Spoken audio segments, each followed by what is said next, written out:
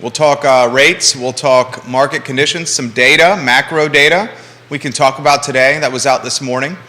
Boomers have overtaken millennials as the top home buyer segment, category, if you may. We'll talk about that on the show. That was predicted. That was in large part due to the capital at their disposal from selling current real estate, their homes, where millennials and Gen Zers don't have that luxury.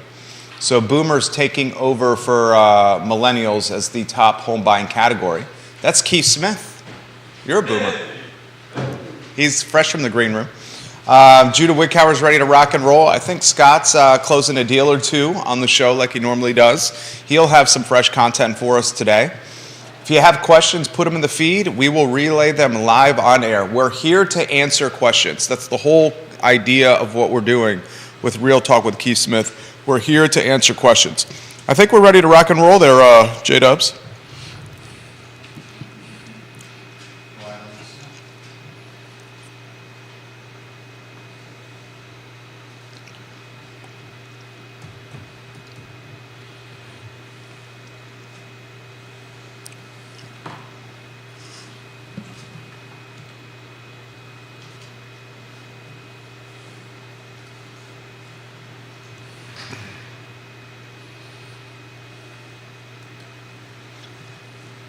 Good Wednesday morning, guys. My name is Jerry Miller, and welcome to Real Talk with Keith Smith. Thank you kindly for joining us. A pleasure to connect with you through the I Love Seville Network on a show today presented by Ross Mortgage, Scott Morris and Ross Mortgage. Count on Ross Mortgage and Scott Morris and his team to get you to the closing table and beyond in a home of your dreams, an investment property of your choosing, or a vacation home that's going to make the family happy and full of memories. Scott Morris and Ross Mortgage. Judah Wickhauer, the director. Keith Smith, the star of the show. The website, Real Talk with Keith Smith. The energy's picking up. The coffee is flowing through the panelists. Judah, if we could go to the studio camera, my friend, and let's welcome a panel of memorable proportions right here. Good morning. Memorable. Memorable. Memorable. Speaking of memorable, last Wednesday was awesome. Just wanted to kick it off. I've received a couple of phone calls from agents. Oh, it was awesome. And listeners and viewers who all wish to remain anonymous, but they walked away. They learned a lot, and they liked the fun and the banter, and so it was really interesting. It was great to hear. It was heartwarming to hear that we made a difference in a couple of people's real estate lives. The most watched homebuyer seminar in the history of Central Virginia. The whole history. History of Central Virginia. We have to track that data. Now, it was the only homebuyer seminar I think that's ever been live streamed across this many social media platforms. So we had an advantage there, but I thought it was dynamic. The case studies were relevant. Yeah. Scott Morris, per usual, was on point. Thank you. Thank you.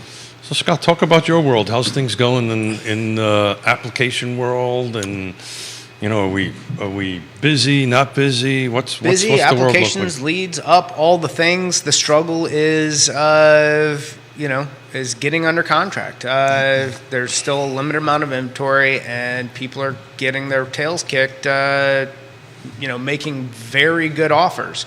So, I've talked to some partners who do a lot of volume, and everyone's experiencing the same thing, like making very good offers without putting their clients' interest at risk. And we're getting into crazy town of everything's waived,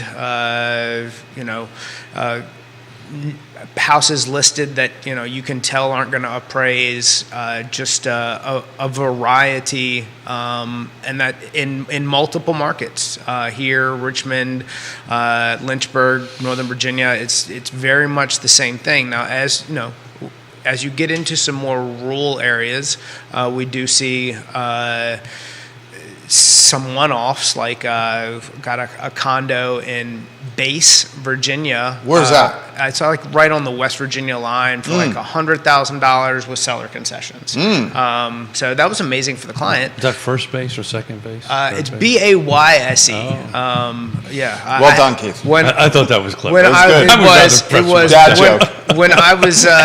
When I saw the contract come in, I was like, I have no idea where this is. So. You had to Google it. Yeah, 100%. I got something for you guys. Yeah. This is a perfect springboard to start the show. Maybe the first sizzle reel of the program here. I'm getting better at that. This is good. This is actually a really good talking point for both you guys. Okay. This is from one of your colleagues, Keith. Oh. Okay. Matt Neese. Oh. He put this on Facebook. Yes. Can I read it? Can I? Absolutely. This is a fantastic talking point. Absolutely. Great shout out to Matt Neese. We should tag him. Okay, I will tag Matt Neese. I'll do it right now. Here's what Keith's colleague, he's an agent, a realtor, wrote. I'm very curious of your take. KW agent, too. Yeah, KW agent. Sizzle reel waiting to happen. Public service announcement for Charlottesville, Virginia. Congrats, home values will soar again this year. It's a fantastic time to talk to your realtor about selling. In my opinion, this year will be 2021 all over again. I am seeing multiple offer situations in competitive sales already. Matt Neese posted that. Anywhere you guys want to go? Yeah, so I'll jump in first. It's exactly what Scott was just about ready to say. And, over to our left, we've got the boob tube on the wall running. So if you watch the boob tube and they're flashing home values are dropping 5%, well, the question is where? It sure is not happening here. We did on Monday a quick analysis, and I may have the exact number off a little bit, what sold at Lake Monticello the first quarter of last year and versus first quarter this year, that's up 10%. So, right now, you could not think of a better time to sell your home to get the most value from it. So to Scott's point, and that's happening all over. I mean, there was an Esmont home that we looked at, one of our agents looked at over the weekend, that they couldn't get in until 7:30 at night on Sunday because it was booked all the way through the weekend. So, shout out to Matt Neese, KW agent, he's spot on, couldn't think of a better time to put your home on the market. A little struggling on the buy side, but we've got some tools we can help you out with that. Scott Morris. Yeah, so speaking of tools, I've got a great opportunity for a client who's going to be using a 2-1 buy down, and so we're still in a perfect environment for that. But when we talk about home prices declining and home prices increasing and competition and all these things, so there's a Wall Street Journal article that just came out, and it shows a divided line right at essentially the Mississippi. So anything west of that, Austin, Texas, west, those are declining markets, and the East Coast is absolute fire from Florida to New York, and part of that has to do with some of the decline in tech companies and growth, and how some of that activity has actually shifted over to the East Coast. That's exactly right. And we live in a area that, when we were talking about what's going to happen with the economy and all of these things, where we said, we may not be recession proof, but we're definitely recession resistant, and that's due to the fact that we're supported, and I say this over and over again, by the university and the alphabets. And the alphabets, I mean NGIC and DIA and all of the Buffalo Group, the government contractors,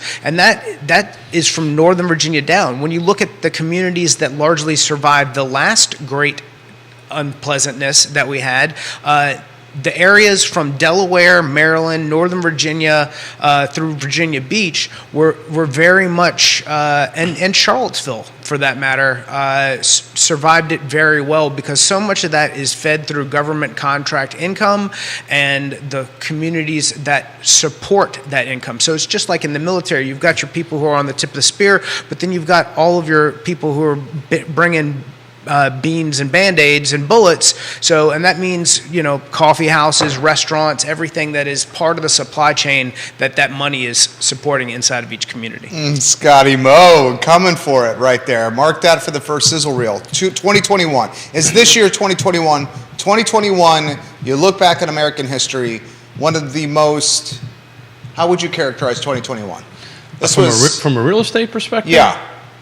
Explosive. Yeah, I actually think this is going to be roller coaster.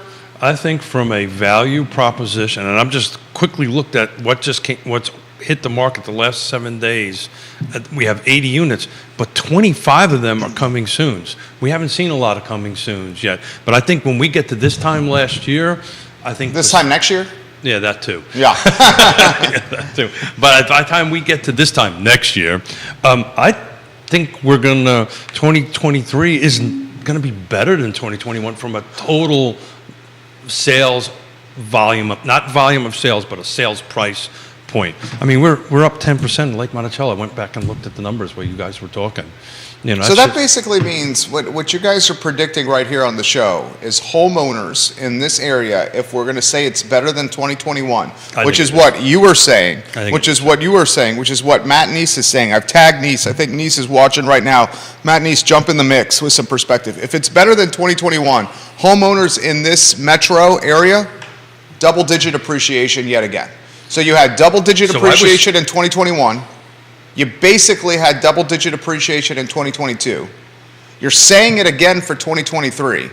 2020 was darn near close to double-digit appreciation. So the where's going to matter on the double digit. So I don't think you're going to see a blanketed double digit increase. I think price point's going to have a lot to do with it. Where is going to have a lot to do with it. Features and conditions, all my normal 6 things I talk about all the time, that I actually say in my sleep at night. I found that out this morning according to Yona.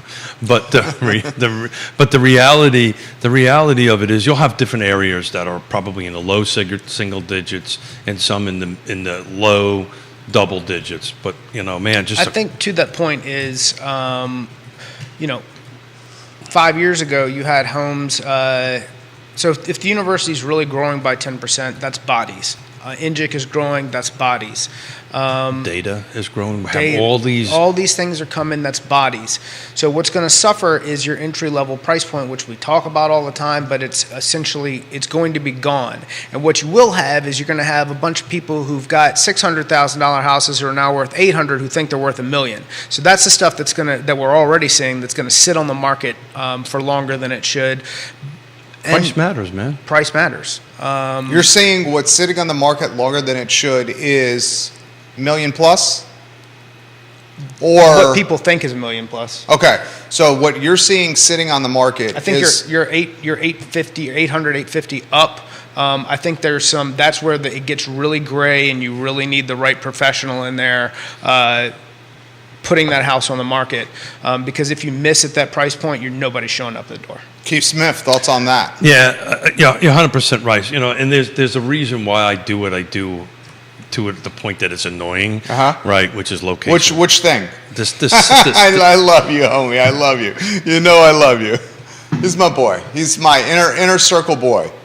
I only zing him like this on the show. I don't even do it off the show. I strictly do it for the sake of the show. I'm going to write down. What is it? Jerry did this at 10:29. No, I am the executive producer. You are the executive producer. The show is Real Talk with Keith Smith. Yeah, well, back to the comments we received. This is what people love. People love The back and forth. the back and Yeah. forth, and the zinging, and all that kind of great stuff. And it's fun. But look, I constantly use Lake Monticello as the litmus test, right? It's just an easy thing to get a grip around. And I happen to know we're right now looking at 10 actives in Lake Monticello. I happen to know 2 of them, because I've lost deals to 2 of them, are going to end up going into the pending mark here, because they just haven't cycled through yet. So we really have somewhere between 8 homes available at Lake Monticello right now. At the moment, not a single one of them are below 325. Not a single home in Lake Monticello is below 325. I mean, it sounds like what you guys are saying to me. Single family detached in Central Virginia come Q1 next year. We're at the end of Q1. This literally is the end of first quarter of this year. This time next year, you're saying single family detached starter home, first time home buyer, is basically going to be a 4. That's basically what you're saying. Well, there's two 325s, and then it jumps up to 399. So If we're getting another double-digit appreciation Yeah, after last yeah. year double-digit appreciation at Lake Monticello, after the year before that double-digit appreciation at Lake Monticello, and in 2020 we had pretty darn near close to double-digit appreciation. So- You're saying it's going to be a 4 this time next year. Yeah, so I really, so the median, the high and low list price right now is 423. But there's one in particular that's on the market, that's been on the market for 233 days. We take that out.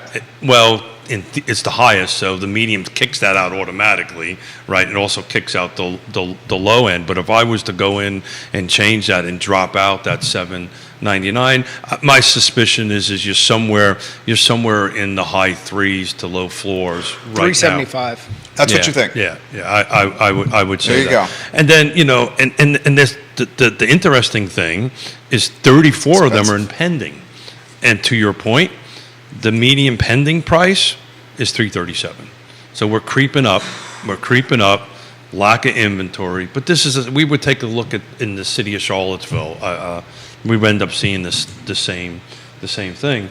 I do want to at some point get to this 170 something pages that dropped last night, which I have not read, which is the Home Buyers Incentive Generational Trends Report. And we talk about this on the show. We do this every year around this time of the year. But we called, I can't remember what show it was. It was before the beginning of this year. So I'm going to read this one sentence because I think this is impactful. In terms of, this is from the staff report or the executive summary report. In terms of numbers, the shift was huge. In 2021, millennials made up 43% of the buyers. So 2021, we had 43% of the buyers. Last year, it dropped to 28%. So we went from 43 to 28%. But what went up? The boomers went up by 10% on that end of it. So we've been talking about this, that it's not interest rates, it's not whatever. A lot of this is going to be generational pressure putting on from the buyer's side of it.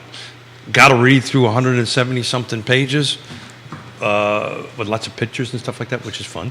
It's easy for Smith. We'll get Scotty Moe in the mix on this. Basically, the boomers have a market advantage because they own a home currently. They can sell it. That translates to a bag of money that they can use in the next purchase. That's the advantage they have over millennials and Gen Zers who do not own real estate right now. Anywhere you want to go. Well, that's exactly what, where we're at. And the number one thing that I preach to anyone who's saying that they want to wait is going, if you get in now, you can build some equity towards your next step. The longer that you take to do that, the more challenging taking that step is. That ladder, the rungs on that ladder get wider and wider the longer that you take to get in to get started.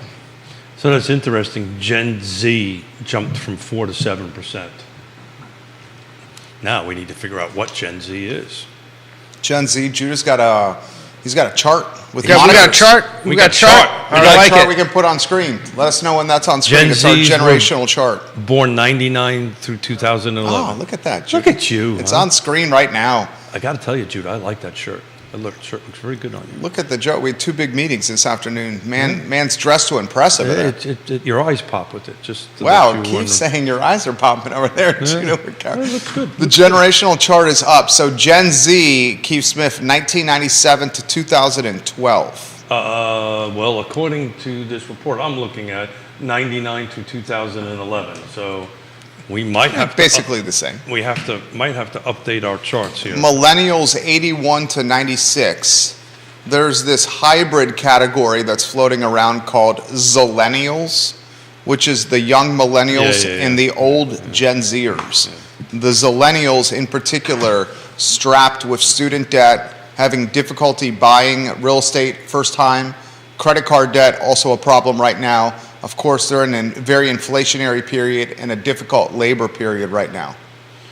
So looking at a couple of quick notes here, I got to get into the percentage of it, but another takeaway, another major surprise is people are still moving much further, an average of 50 miles away.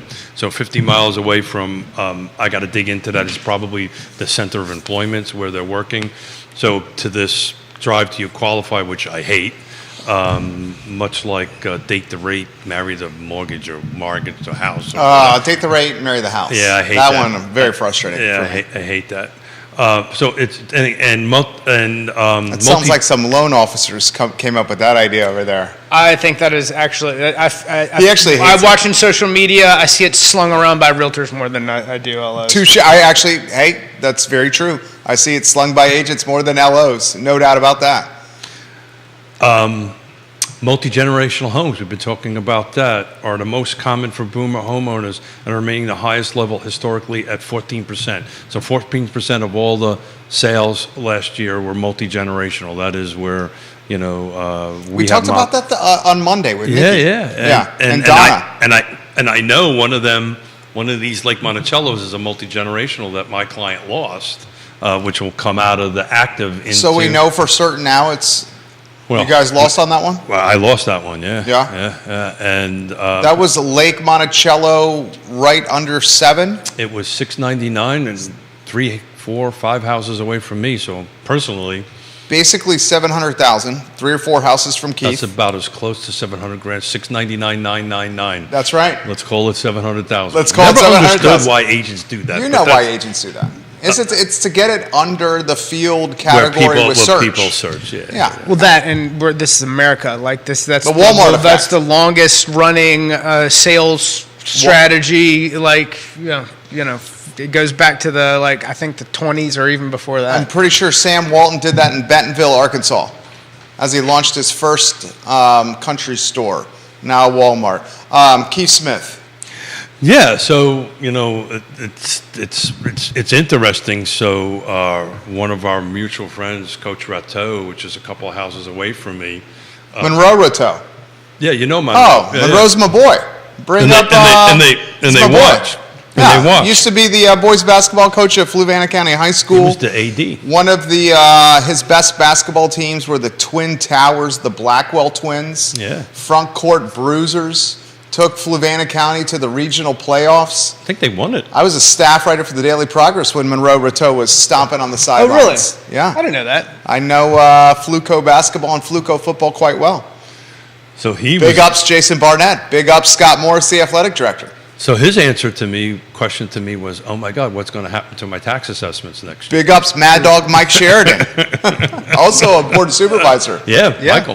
Mike Sheridan. Mike Sheridan. Got a special place, Fluvanna County, in my heart. Yeah, he is, I think, vice chair now. I think from being chair for quite a while, and Miss Moselle Booker took over chair. So the conversation around the corner as I'm cooling down from my bike ride is what is this going to do to my tax assessment? I said, well, it's going to go up. And oh, by the way, you now have more value. And his question to me is, do you think I should sell now? And I said, yeah, absolutely. Let me give you my card. And he went, no, I meant Yona help me sell. But yeah, so, it's man, that's the point here. The inventory is ridiculously low. If you want to sell, now's the time to go ahead and do it, but definitely on the buy side. So talk to me a little bit, Scott. What I know we do this all the time. You talked about a 2-1 buy down. From a lender's perspective, how can we get creative to win the deals? Well, the biggest problem with that right now is the fact that to make that make sense, you need seller concessions to do it, and getting an offer accepted with seller concessions in this market is more and more challenging. So when we went through a period, as we go through the ups and downs of I think we are on a downward trajectory as far as rates go. And we've seen that the more things break inside the economy, the more the bond market reacts to it as a safe haven, and rates gradually decline. So, should we actually face a real recession? That'll help us get there faster. Not necessarily what we want for a nation, but it may be the effects from the medicine that it's receiving. Outside of seller concessions, how quickly can we close?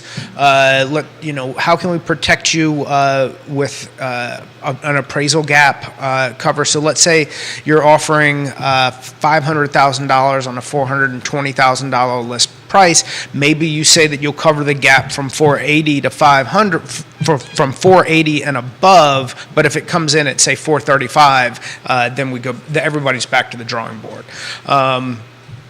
So there's tools, there's strategies, there's different things that we can do to help you put together a safe offer, an offer that not only you're comfortable with but protects you going forward.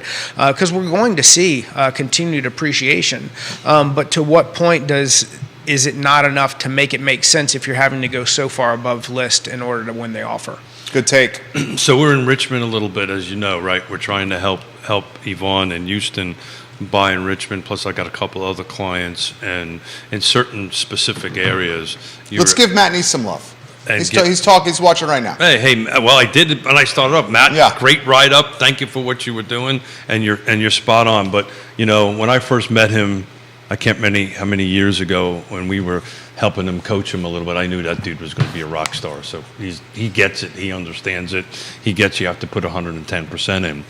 But what I was getting to, thank you for reminding me to do that, Jerry. So we're starting to see the volume of offers decrease from like 30 to 50 to 15. So I think that's kind of, I was talking to somebody yesterday, and we go through these booms of insanity. And then some people are, they throw the towel in. They say, look, if it's this crazy, I'm just not doing it. I can't do it. Or I'm not doing it here. And then we see, week over week, the same. If you're out there and you're making offers and you're trying to find success, if you continually go to the well, eventually you'll draw water. And we also see these booms of inventory come in, so that makes it a little easier as well. But if you're somebody, if you've gone after it 2 or 3 times and you think that you've just had enough, it does take people out of the pool. But at the same time, in order for you to win, you've got to keep going. You got to stay in the game. Got to stay in the game. You got to stay in the game. So a continuing It shot. gets back to the Michael Jordan about taking a shot at the end of the game. Yeah. You know how many game winners he missed when he didn't take the shot at the end of the game? There's like thousands, like some huge. You gotta take the shot at the end of the game. Huge. That's what you're saying. Take your shot. Yeah. That's basically what he's saying. So to my dear friend Scott's point, last Wednesday there was only 70 that came on the market. Now I'm looking at 90. Right? So that's a little bit of a bump. Now I need to take a dive into that. 25 of them are coming soon, so technically they're not on the market, for the general public at this point. But in our situation, in our MLS, we can see them. But I want to continue the shout out to my dear good friend Matt Neese on that end of it. What he's trying to say is the exact conversation I had with Yvonne in Houston. They were asking me how come it went from 50 to 15, and you're starting to see some people peel off for many reasons, right? They're getting frustrated, they're peeling off, they want to take a 2-week break. To Jerry's point and his Michael Jordan comment, now's the time to stay in because now's the time to win. And we were having a conversation like, well, spring break's coming. Well, if you're buying a house, you have Spring break can wait.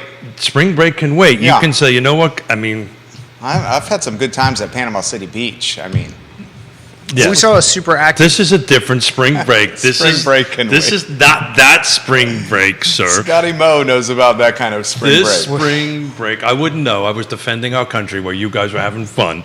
There you go. But the reality of it is if let those people peel off and you stay in the game, Yeah.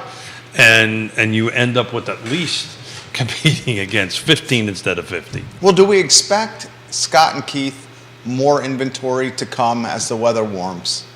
Or is this spring, summer, traditional market season over? You're going to see a combination of things. You're going to see, I think, as we continue to see a gradual decline in rates, people who and then are finding out they have so much more equity than they may have initially thought, and some of them are going to find out with tax assessments that there's opportunity to take advantage of the low inventory by selling the house and being able to use this equity to make a down payment and hold some cash in reserves that can allow them to move into that step up, that next property.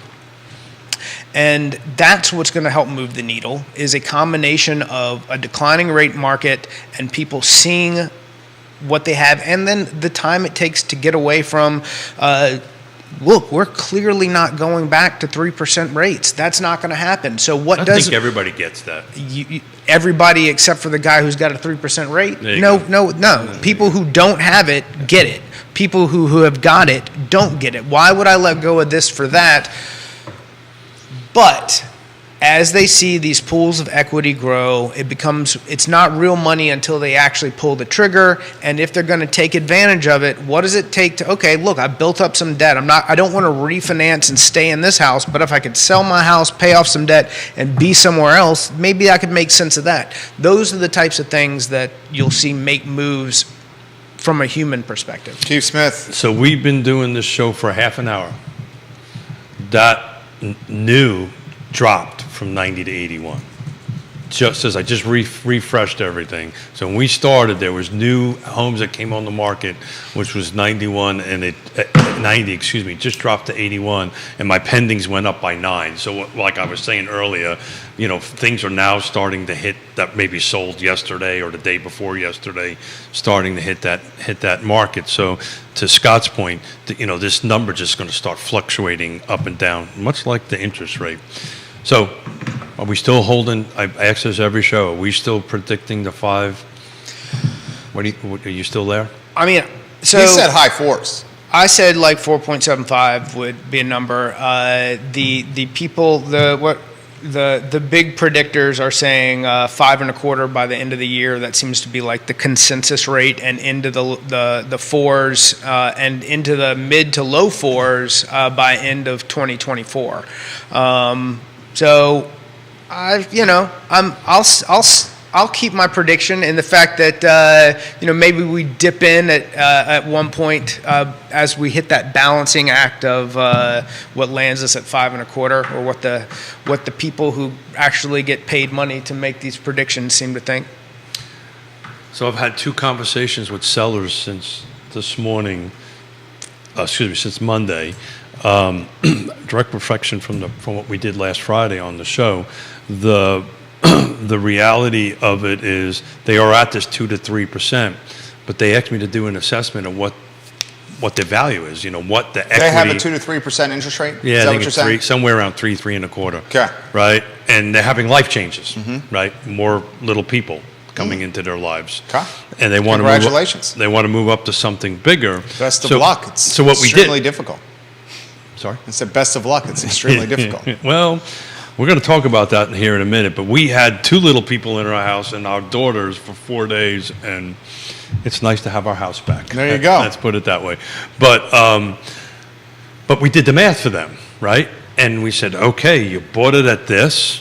We're going to sell it at that. Here's your net proceeds. So you have this, to your point, you have this amount of money, and now let's start looking at what we can buy, because now we have this much cash to go ahead and do that. And the life changes and so forth and so on. And the fact that they had a 3% mortgage went off the table so damn fast, because they were worried about what am I going to buy, and how am I going to have my extra, like, so thinking we're going from 2 to 3 kids in this household, 2 households on it. So I think you're starting to see a rethinking of this. I'm staying put because of 3%, but we'll see what the generational report says. I think when life changes are going to be the predictor on how we're going to move forward. What do you think, Scott? I completely agree with that.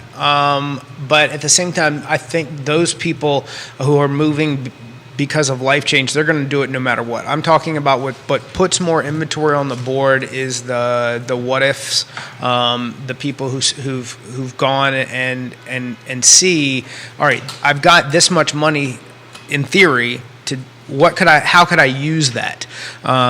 Because taking the next step happens for everyone when they see changes, such as this tax assessment comes in and says, okay, this is how much you're going to be paying. Well, then, gosh, if I'm going to beat that much here, how much could I of equity do I have to maybe move somewhere else? And that's what starts those conversations. The people who are moving for a need over a want, we need to get more of the wants on the board in order to solve the inventory problem. I like it. This question's coming from Jonathan. Gentlemen, do you guys expect rates to get folks to list? And if they do list, how's it in particular going to impact homes that are over the jumbo market threshold? Jonathan, offer some feedback and some perspective on this. Are you looking to purchase in that price point? If so, put it in the feed. I'll relay it live on air. Do you want to touch on that? And Paul McCarter has also asked me to bring up condo financing with you. That came up from a thread he and I had earlier in the week, tail end of last week, coming up again now. So I think the first conversation, the first comment was legit what I just said. I think the comment came in before you got it. Yeah, because I'm monitoring a bunch of pages, but you basically answered that question. Yes, and then how does it relate to the jumbo market? I think that's when we get into having a professional who can He's got price a budget your house of just matters. under $900K. Having a professional who can price your house matters. That's where I see somebody who if you've got an $800,000 house, but you think it's worth $1 million, and you tell her, and you've got an agent who can't explain to you why it's not, and you put it at $1 million, and nobody shows up for 3 months to try to buy it, you gotta. Those are the problems I think that we'll see in relation to those numbers, and so that whether that number is 8 and then it's listed at $1 million, or the ones that will run at 1.2s, those. Having the right professionals in your process are what matter. So I'm taking a quick look at why prices matter, right? So I'm just taking a quick look as you guys were chatting on what's in the city of Charlottesville, to your point, and I won't call out the individual properties, but there's some properties in here that are north of $1 million. There's 2 in particular that are between 173 and 152 days on the market. Taking a very quick look at them, again, without doing a quick, a true CMA on them, they're probably overpriced, right?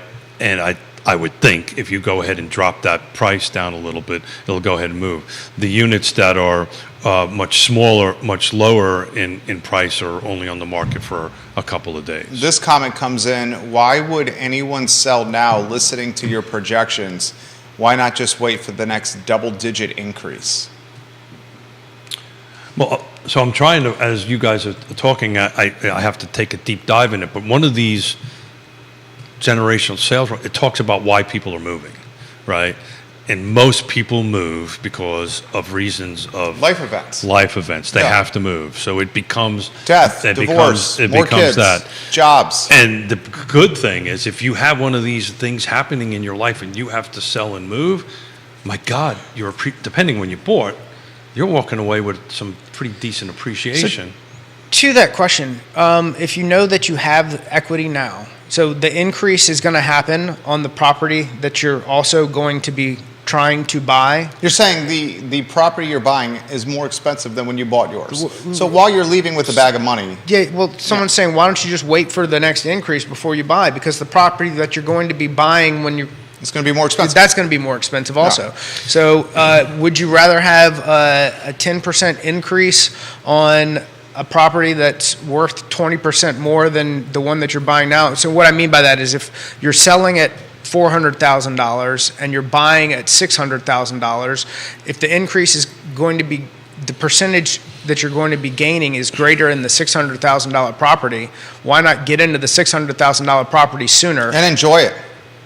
So yeah. Enjoy it earlier. So along those That's lines, what you're saying. Yeah, well, that, and all right, let's say that you put down, let's say you put 10% down on the $600,000 property, but you can, if you're buying sooner, you can get to 20% faster, so that you can have mortgage insurance removed from that property rather than buying it when it's $640,000 and you've got less to get in the game with. The only time it makes sense, time in the market like they're talking, is if you're moving out of the market to a place that is demoralized and depressed from a real estate value standpoint. Yes. If you're staying within market, it makes sense to do it right now. That's what he's saying. Yeah, or you're the boomer that's been in the house for 10 years or 20 years, and you have a pocket full of cash because Or if you're the millennial that's been in the house for 2.5, 3 years and bought right at the beginning of COVID. So it's interesting, and as I'm thumbing through this and you guys are talking, I had a conversation with Yvonne, right? And she actually volunteered us. If you don't mind tagging her, I know she's up taking care of little baby. I'm tagging you. But So am I friends with her on Facebook? We need to be friends on Facebook. Come on. She said to me, because I was talking about this report earlier this morning, because I got the early morning phone call from her, and she goes, "Yeah, you know what, Dad? You and I are competing against the same thing, because Yona and Yona's starting to has me like, okay, well, hold it. If this house sells for $700, I've got a lot more equity in my home than I thought I had."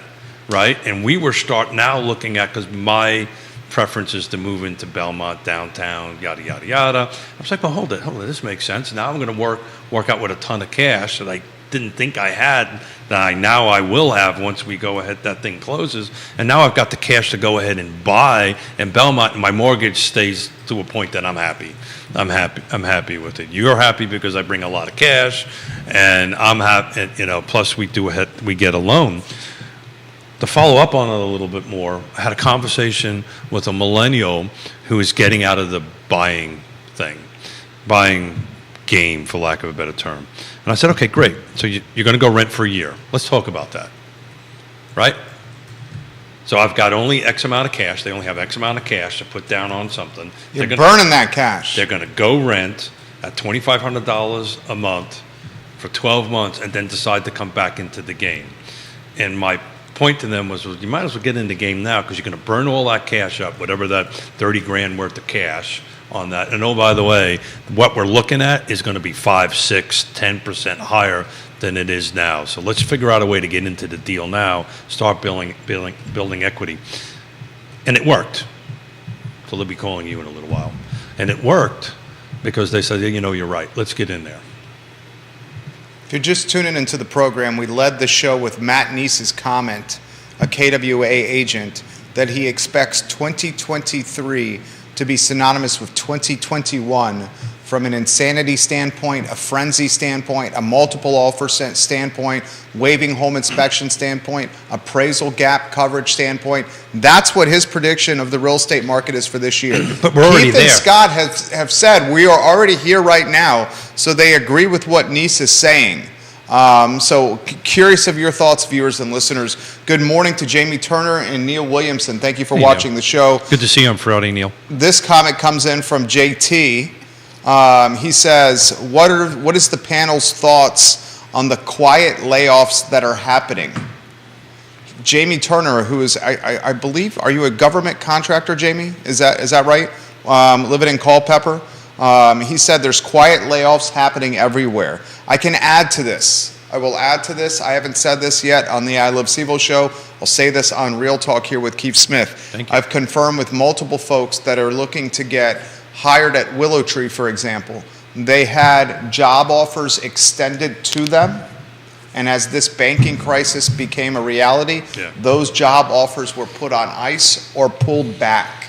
We're talking in the bottom of the 9th inning here. Yeah. And that's happened to multiple folks that are looking to jump on the Willow Tree train. Jamie Turner, what are your all's thoughts on the layoffs impacting supply? I know we talk about being insulated from that in this area due to UVA and the government, but I can tell you that layoffs are not just in Silicon Valley, they are happening here as well. Thoughts on that? I'm on board.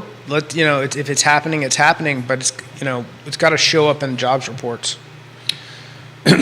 But isn't that what Powell wanted to happen anyway? Like, that's the goal. That's what I've been saying. Like, his point is this: will that create additional inventory? And I think the response to that would be, I don't think it's going to be voluminous enough to drive the needle or move the needle. But I may be wrong. That's his point. Will we see new inventory come on the market because of layoffs? Is what he's asking. And you might see some come on the market. I think some of those were internal lateral moves of people that are not moving from the West Coast to the East Coast. You'd have to really take a deep dive into why Willow Tree is doing that. I personally think they're just like, okay, let's just take a little bit of a time. Yeah, they're just taking a pause, Let's like take a everybody pause. else is. Let's take a pause. Let's see how this thing shakes out. Is this really a crisis, or is this is this something the boob tube over here is telling us is a crisis? Yeah, it's just a pause. I think it's a pause, and I think it's not going to have a huge impact on that. Much similar on Friday, we're going to have Michael Payne and Lloyd Snook sitting in here, because one of the questions I'm going to ask them, is do they think that this upzoning is going to be a huge impact in inventory? We'll see what that answer is going to be. I know my answer to it. Mayor Lloyd Snook Friday, Councilor Michael Payne Friday, here Real Talk with Keith Smith. I'm excited about it. Both running for re-election. We also should highlight this, Keith. There's more folks coming to this area, even if the freezes and layoffs are happening. They're being replaced by additional potential buyers coming to this area in numbers. Yeah, but no, it's this boomer, right? Michael Plecker, too many Michaels. A lot of Michaels. Shared with us with this Greene County open house he did a couple of weeks ago. The 12 couples that came in were all out of Northern Virginia, all retiring out of Northern Virginia, all cashed out of Northern Virginia, right, and moving into our marketplace. We've always been like this here. I've been in this marketplace since the 1880s, since 1987, and historically, at least on the building side, I mean, Scott, you used to swing a hammer for us. How many people that we used to work that we built houses for had Yankee accents? Moved in from out of area. That was what grew that entire market. That's exactly right. So that's not changing. I mean, it's just I just really don't see it changing. Time will tell. Time will tell. Questions, comments, put them in the feed. We want to give Interstate Service Company some love, a home's best friend, ISC, Interstate Service Company, proud partner of this show. This from the mayor of McIntyre. In the 2010-2011 time period, Obama made some policy decisions that reduced defense spending. Nobody in government knew what that was until the layoffs started happening. Thank you, Bill McChesney, for offering that perspective. This comment has come in. What about people who purchased in 2021 and 2022 who now see their mortgage payments increase due to increase in taxes, due to increase in assessments? That's from Kevin Yancey. That's happening literally right now. Well, Kevin, that's the exact conversation I had with Coach Rateau. It's literally the exact conversation, because they're in the middle of contesting the other this year's tax assessed value. And once this particular unit home closes around the corner, it's going to be really hard to go ahead and start contesting that. So look for tax assessments to go up. Now, it's a three-sided triangle. We talk about this all the time, right? You know, there's rate and budget and so forth and so on before you actually hit your bottom line on how much cash you're paying. But it's interesting. If things shake out a certain way, my little home at Lake Monticello, at the acres, I'll be paying the same amount of cash if it was in Albemarle County. If it shakes out a very specific way. I think the budget's going to be about $1 billion in Fluvanna County, and I think they're just going to have to adjust the rate to get there, and my amount that I pay per month is going to go up. Dylan's Rule, welcome to the program on Twitter. Thank you kindly for watching the show. Scott Morris got a question on refinance. Has he seen refinance applications in business uptick? And then we'll get to Todd Rath, the owner of Blue Toad Hard Cider, with a comment. Refinance for Scott Morris. Refinances have been based, that I've seen personally, have been based on, hey, I've got some debt on the table, I want to take it off. It's been, how can we look at this from a perspective of what my actual cash flow looks like, and does this truly make sense for me right now? And that's, and there have been ones that I've turned away and said, look, you can get a home equity line of credit. While it's going to be an outrageous rate, you need much less money than placing a full reset on what you've already got. So I'm not above pointing someone in the right direction, rather than just letting them go through the motions to try to get a minimum amount of money. There you go. I want to give a shout out to Todd. That is some awesome stripers he's pulling into the boat over in Smith Mountain Lake, and he's only inspired me to try to go down there and do a little striper fishing. Todd Raff says the last census, 2020, the state of New York, not the city, but the state, lost 1 million people. Yeah. They went somewhere. Virginia, North Carolina, South Carolina, and Florida. Folks are coming here. They're flooding here. I'm seeing it in my neighborhood. That's why, to the point that Scott and Keith continue to make, while the buyer pool from 2021, 2022 may have been 50 feet deep, it's not as deep now, but it's still 25 feet deep. You say it constantly on this show. And I literally see it firsthand on the program.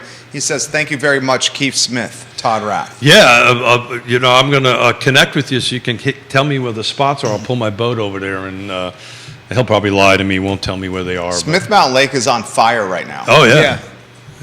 You doing any business over there? I don't, but I've got some friends who are down there. It's absolutely on fire right now, Keith Smith. It is, and I'm trying to look up the United Van Lines. Lake Anna also on fire. Yeah. Yeah, I know, but I hate glowing fish. So I'm just saying. Seems like there's a lot more fish over by the outlet of the nuclear power plant than we're over there. But we love actually sneaking down to Smith Mountain Lake. Question here from Jennifer Foster. She said, could we get back to the condo financing topic? Who wants to go down that road? What's the question? The difficulty to finance condos. Not necessarily. Is it warrantable? Is that the word? Yeah, warrantable, non-warrantable. We're going to have full review versus limited review, spot approvals on FHAs. It's not necessarily difficult. Some will require a larger down payment than others in an attempt to get a limited review. There's just it's definitely not. There's a misconception, is there not? It's not the super complicated thing. There can be some greater costs depending on the condo questionnaire fees and some little things, but nothing that prevents you from going out and buying one if that's what your intent is. This is Todd. You put this, or excuse me, Paul. You put this on my radar. That's why we're bringing it up now with the condo financing question. Rath, before I forget, says he owns 3 homes at Smith Mountain Lake. He bought them in 2010. He says it's the best investment he's made. The 3 homes he's bought at Smith Mountain Lake. And pretty awesome fishing. So on that Todd's comment on New York, I pulled up the United Van Lines 2022. This is all about the inbound and outbound. How many people coming into the state of New York and how many people going out. Todd's spot on. Inbound was 38%, outbound was 62%.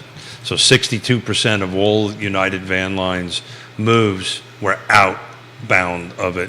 Number one reason for people going outbound was 32% for retirement, 28% for family, another 28% for lifestyle, and there's a couple other different things. Versus Virginia, well, I'll look at Virginia real quick to see how Todd's inbound was 52%, outbound was 47%. So we're catching some of that outbound from New York into Virginia. Bill says, Keith, don't fish on the hot side, which is Lake Anna.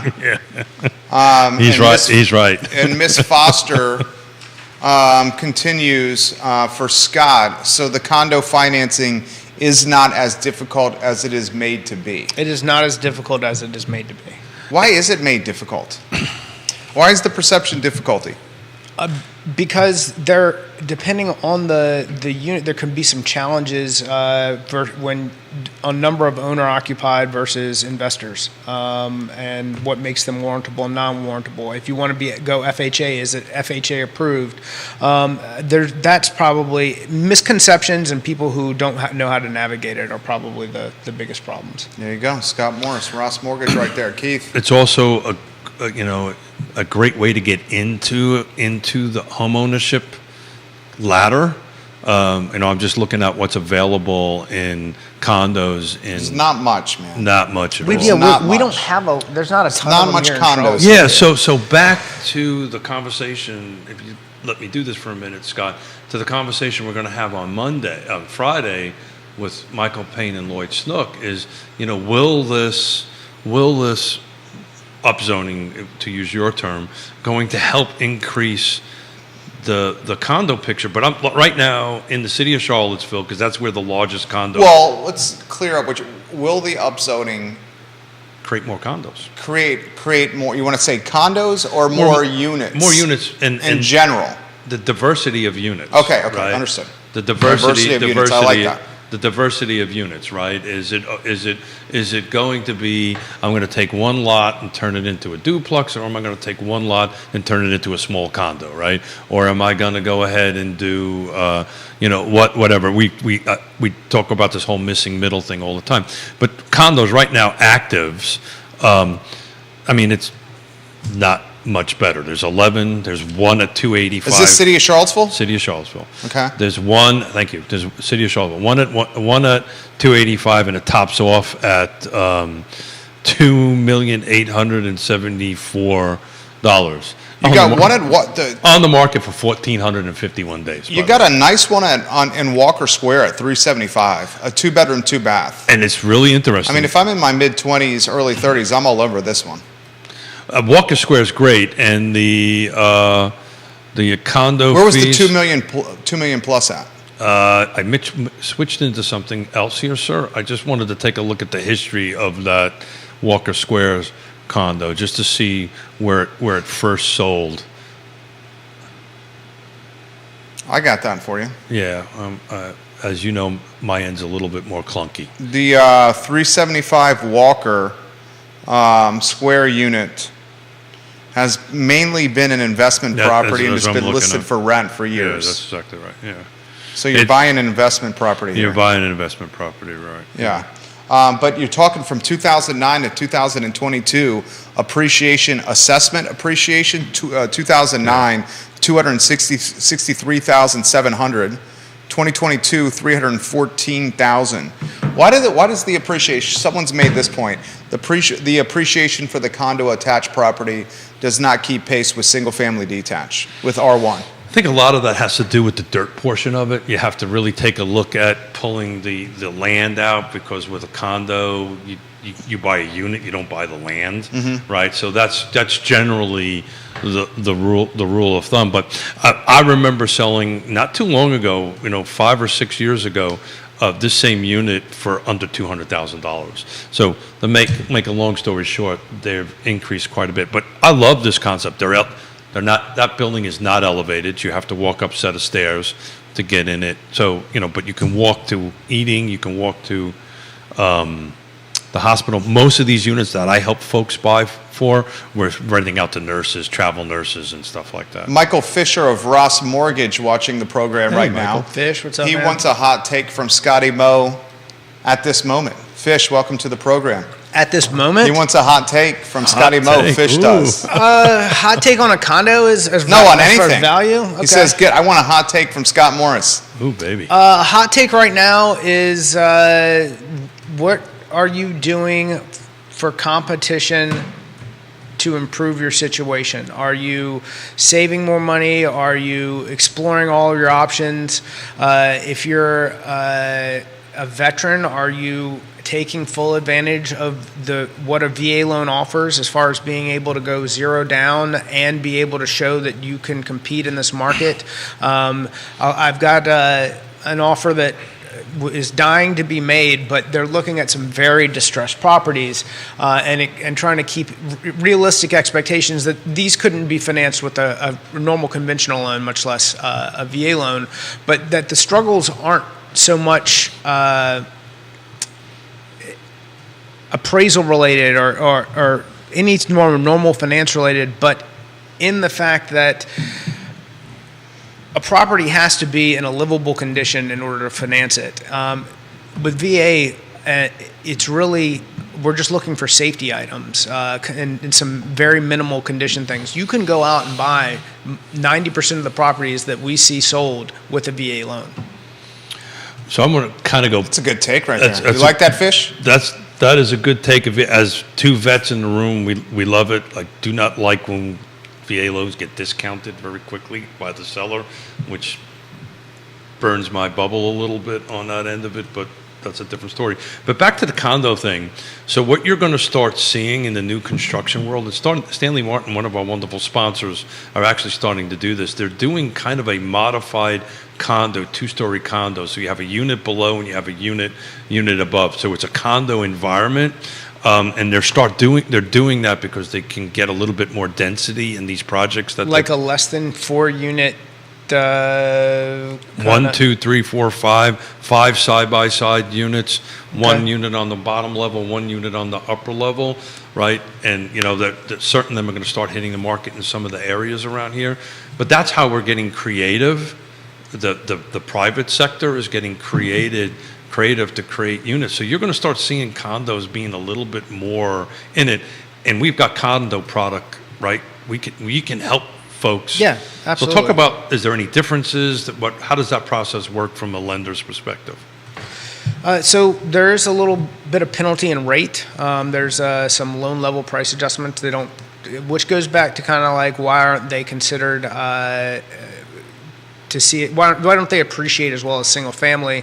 I think that's part of what investors price in to where these penalties, and Fannie and Freddie, where these penalties come from. Not that they're necessarily higher risk, but that they don't appreciate as much in value.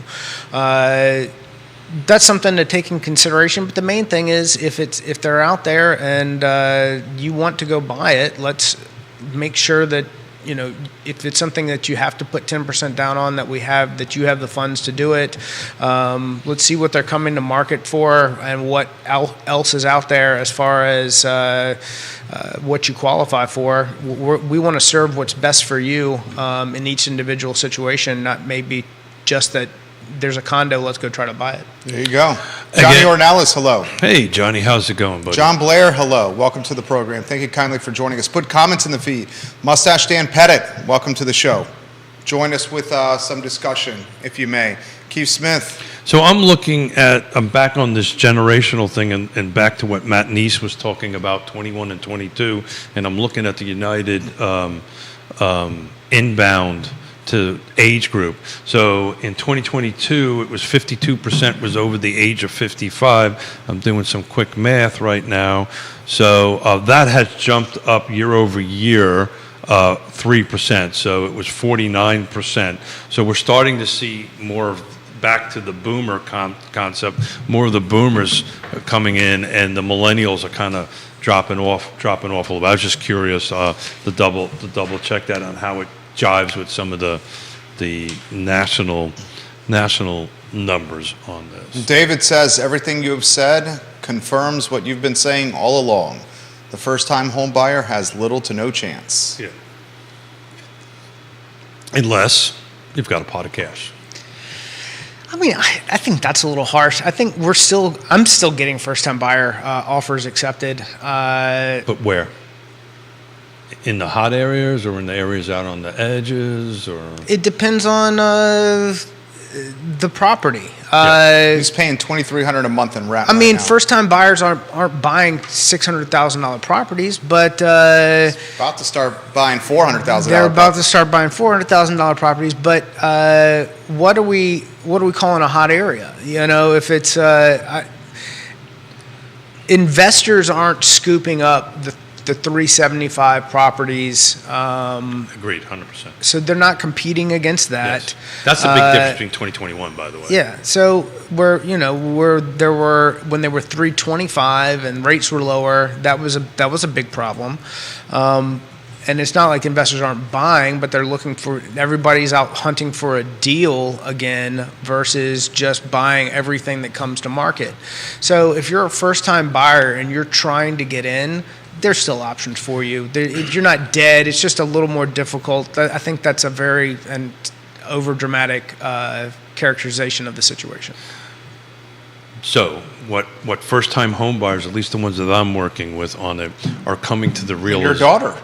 Well, plus others, are coming to the realization of it. Two things. And this is what I want to talk about, the 203 program, because this is, I think, going to be impactful going forward.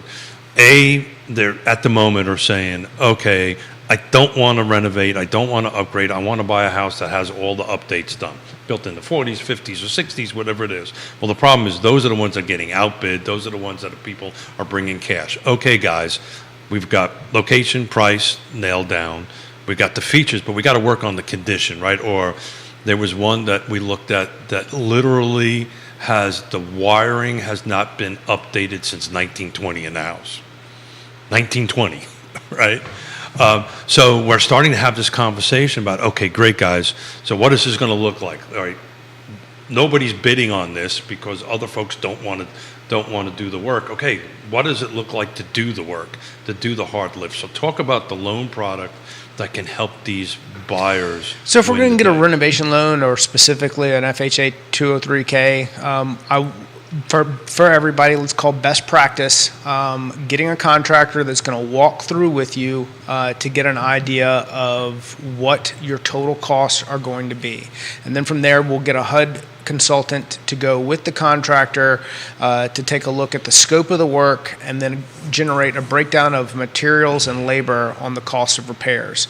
We're going to close it on an as-is price for what it's being sold at and that's agreed upon in the contract, and you're going to put a down payment based on the subject to value of what the property is going to be worth and how much you're going to finance in for renovations for a total loan amount.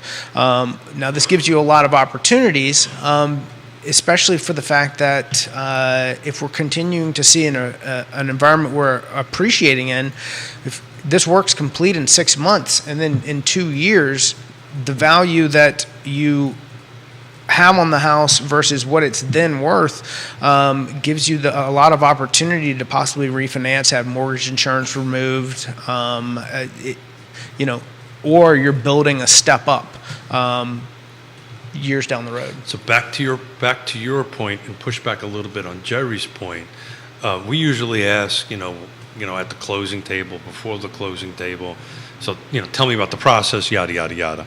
And inevitably, there's a few people that say, oh, but inevitably, usually they'll lose a bunch of deals, and the one that they get, they will always say, 9 times out of 10, I'm glad I got this one, not that one. Yeah. Right. Do you experience that? So I explain all the time, and It's one of generally the- life. one- It's Trying to do it on the high level. So everything that you've lost was in the last place. It was in the last place I looked. Or my wife goes, hey, honey, I lost my wallet. Well, where did you leave it? Well, Yeah. if I knew where I left it. Right. I didn't lose it. Yesterday or 2 days ago, this was Monday evening, I left the keys in my locker, literally in the locker, like on the door, Oh, yeah. hanging from the door in the lock. I came by the next day, 20 hours later, and they were still there. Good Nice. bunch of good people. Yeah, that says something about the place, right? Literally, they were still there, and everything was in my locker. Good. It made me Feel good feel about people. reassured about society, yeah, man. and people. So Yeah. People are a lot better than everybody. 100%. Than that freaking thing. 100%. That freaking thing. Well said, tells you. Keith. So I tell people all the time, just because you think that this one is the one and you don't get it, there'll be another the one. I promise you. And to your point, people are generally happy that where they end up is what worked out. And Better deal, better yeah, features, better neighborhood, better everything. Oh my God, I'm glad I decided to wait. I try to explain it this way. I don't know if this makes any sense, but I'll give it a shot anyway. It's kind of like the slot machine, right? And you're putting quarters in, or whatever you do, quarters in, you're pulling the thing, you're not doing it, you walk away, and Smith walks in and puts a quarter in and pulls it down and wins the whole thing, right? You got to be in the game to win, to go ahead and do that. And at least my daughter and I came to an understanding on that term, on that thing. But that's kind of like what it is. You got to stay in the game. You got to keep on pushing. You got to keep on putting those quarters, or whatever they are, dollars. I don't even know. Bitcoin, Bitcoin. crypto. Katie Pearl on Scott Morris's Facebook page. Katie Pearl, Scott Morris would be a valuable resource to you and your clients. I think Agreed. you're finding that out. She says first-time home owners can still buy. They just need to be flexible in terms of what home they There you get their go. feet wet in. Well said, KTP. Absolutely. And then you have to have this conversation. Okay, guys, we got to Love when you watch the show, KTP. if we're multiple bars and we're competing, we got to talk about, this is where trusted advisors and teamwork, right? Number 6, who's part of your team matters, right? To have the conversation. Okay, guys, let's sit down and talk about what waiving or for informational purposes only or pass or fail home inspection looks like, right? And, am I doing an FHA loan? Am I doing a VA loan? Is there any additional protections in that if we waive that? So you have to get super creative to go ahead and get. I'm not saying, we're not crossing any lines here, but this is all about educating the buyer. And it's the same with the seller. Like to replay the conversation I had with the seller was like, well, I'm at 3%. I got a life-changing event. I can't fit in my house any longer. What the hell am I going to do? He said, okay, time out. Let's sit at the kitchen table and do some math. And they realized, oh my God, I've got this pot of money left. It's okay, now let's take this pot of money and apply it to this home that you want to buy. And you know what? The math isn't that far off. It was an extra $100 a month or something like that because they took all that equity and they transferred it over Into a down payment on the into new a down property. payment on a home. And they're looking at a bigger home, better neighborhood for a few hundred, whatever. I think it was like $100, $150 a month more. And that's how you play the game. I got a question for you. What you got? You got Lloyd Snook and Michael Payne on the show on Friday. Mayor Lloyd Snook, Friday show, 10:15 a.m. Councilor Michael Payne, Friday show, 10:15 a.m. What questions do you want us to ask them? Great. I don't even know what to punt. What questions do you want us to ask them? So I'm going to jump in on that one. Let's ask the feed. What questions do you want us to That's ask right. Mayor Snook and Councilor Michael Payne? And somewhere, because I already got questions from other folks sending in. I got a lot of questions. Yeah, I mean, There's a lot of questions. Not from us, but these are from viewers and listeners that go ahead and do that. So please drop them into either my DM or Jerry's or anybody's on one of our many feeds, DMs. And what questions you want to get asked?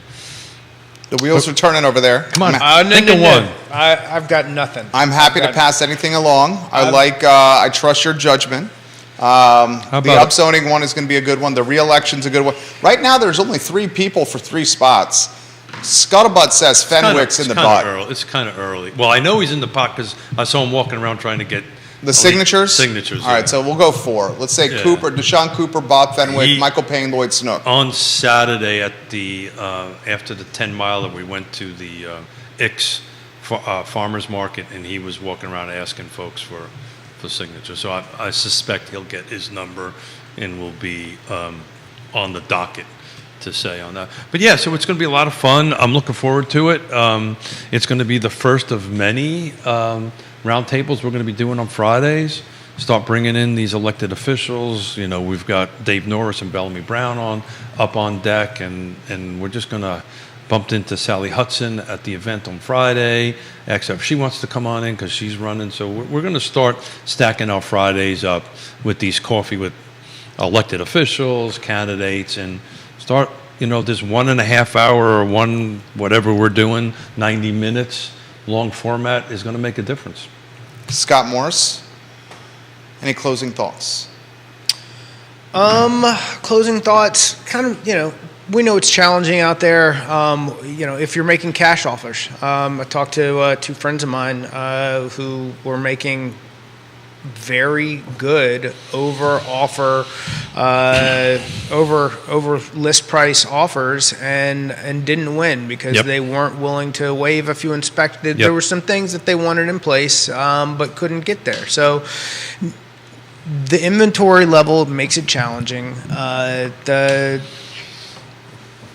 The number of buyers that we have also makes it challenging. But if you keep going to the well, you will draw water. Trust your people, trust the process, and we'll find a plan that works. Well said, Scott. Terms matter, right? It's not necessarily about cash because we've had the same thing. Yeah, We've but lost. I mean, you shouldn't feel forced to give up everything to get in a place and be exposed to greater.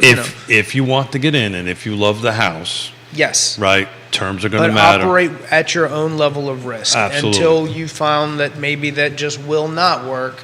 Then you can go redraw a plan. So I found, particularly recently, but over the years, everybody starts with their top 10, right? Whatever their top 10 is. Then as time goes on, it drops to 9, it drops to 8. And at some point, there's a magic number of their top reasons of moving or their top needs into buying a home, and they settle somewhere around whatever number they are comfortable with. But terms do matter because we're losing cash deals for the same thing. They didn't want to waive certain inspections and so forth and so on. We actually flipped one into getting another one to win because we brought an we brought a home inspector with us to go ahead and do that. But the wrap up on my end of it, and maybe this is a poor analogy, but keep on pulling that lever on that slot machine because you will win eventually. The questions are coming in fast and furious. Neil says, "Will Keith keep his mustache?" I think Keith may win this bet, Neil. Whoa. So no, I think that was the question to ask. Yeah, there's Snook and Payne. Yeah, We've got other ones coming in, like this one for the mayor of McIntyre. Do Councilor Snook and Payne, do they ever consider a tax rate equalization? No, This one from Greenwood, the mayor of Greenwood. What could you have done differently to keep Charlottesville businesses alive during the height of COVID? A lot of folks are asking the topic I covered yesterday about CRHA buying the Dogwood Properties portfolio, 74 homes. Yeah. The Dogwood Properties portfolio owned by Woodard Properties. Yeah. And where that $5 million private donor zero interest loan is coming from?